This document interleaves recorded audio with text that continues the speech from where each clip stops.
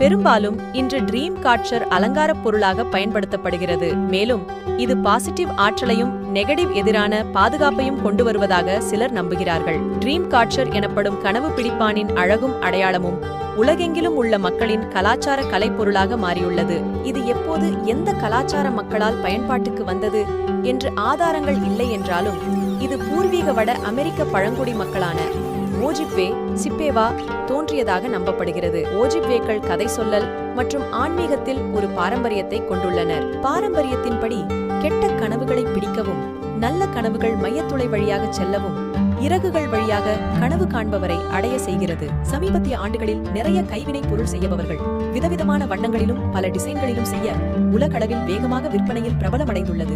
Ojibwe பழங்குடியினர் அவற்றின் பரவலான பயன்பாட்டினை மக்கள் தங்கள் கலாச்சார மற்றும் ஆன்மீக முக்கியத்துவத்தை புரிந்து கொள்ளாமல் கனவு பிடிப்பவர்களை பூர்வீகமற்ற நபர்கள் பயன்படுத்துவதை பற்றி